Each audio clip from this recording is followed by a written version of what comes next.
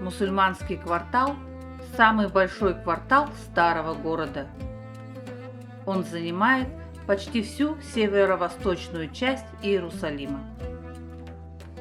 История мусульманского квартала началась в VII веке с приходом арабов. Именно тогда Иерусалим стал превращаться в один из главных центров исламского мира. Территория вокруг Храмовой горы быстро превратилась в бурлящий центр. Здесь строили медресе, открывали дома для паломников и, конечно же, рынки. Удивительно, но многие лавки здесь работают на тех же самых местах, что и сотни лет назад. Прогуливаясь тут сегодня, мы буквально повторяем маршруты средневековых горожан. Одной из главных дорог мусульманского квартала считается знаменитая улица Виа Долороза. По преданию, именно этим путем Иисус Христос шел к месту своего распятия.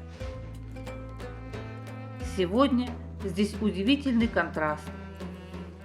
Священный путь проходит прямо через шумный восточный базар, среди торговых лавок и суеты.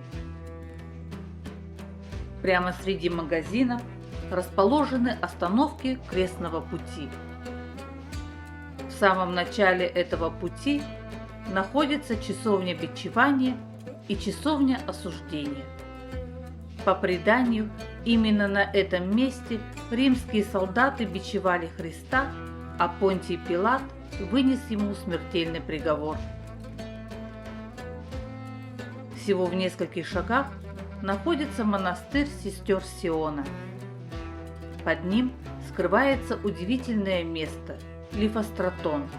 Это массивные каменные плиты римской эпохи, сохранившиеся до наших дней. Долгое время считалось, что именно здесь судили Иисуса. И хотя современные археологи относятся к этой версии осторожно, сама многовековая традиция остается непоколебимой. Именно отсюда принято начинать крестный путь. Совсем рядом, у Львиных ворот, скрывается настоящий шедевр Средневековья – церковь Святой Анны. Построенный еще в XII веке, этот храм почти полностью сохранил свой первоначальный облик. Внутри вас встретят массивные стены, простые формы и оглушительная тишина. По преданию, именно на этом месте родилась Дева Мария. Буквально в 2 шагах от церкви лежат грандиозные руины Вифезды. Во времена второго храма здесь находилась сложная система огромных бассейнов. Согласно преданию, именно тут Иисус исцелил парализованного, который много лет тщетно ждал чуда у целебной воды. Сегодня среди этих древних камней все еще отчетливо видны контуры водоемов, лестниц и арок. Но мусульманский квартал хранит не только христианские святыни. В глубине одного из глухих переулков, почти у самой Храмовой горы, скрыто удивительное место – Малая стена плача. Этот крошечный участок древней подпорной стены остается практически незаметным для туристов. Здесь до сих пор царит атмосфера абсолютного уединения. Для многих верующих это одно из самых близких, доступных мест к святому святых Иерусалимского храма. В отличие от большой площади у главной стены плача, здесь всегда тихо.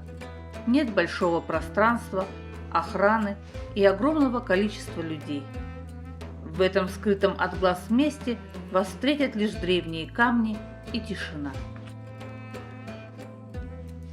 Парадным входом в мусульманский квартал служат монументальные Дамасские ворота. Их возвели в XVI веке по приказу султана Сулеймана Великолепного, когда он заново отстраивал стены Иерусалима. Именно через эти ворота столетиями входили в город торговцы, паломники и путешественники, прибывавшие с севера со стороны Дамаска. Но главной святыней мусульманского квартала остается священная территория Храмовой горы. Здесь возвышаются мечеть Аль-Акса и купол скалы, одни из главных сокровищ исламского мира. Для мусульман это третье по значимости святое место после Мекки и Медины. Согласно исламской традиции, именно отсюда пророк Мухаммед совершил свое ночное путешествие и вознесся на небеса. На протяжении веков Храмовая гора осталась не только религиозным, но и политическим центром Иерусалима. Именно вокруг нее формировалась история всего квартала. Но несмотря на обилие древних памятников, главное ощущение от мусульманского квартала связано вовсе не с прошлым. Здесь по-прежнему шумит восточный базар, из пекарен несут горячий хлеб, а соседи громко спорят на ступенях у домов. Рядом с этой простой будничной суетой продолжается великая история. Мусульманский квартал – это не застывший музей древности. Это живое сердце Иерусалима, где далекое прошлое до сих пор остается частью настоящего.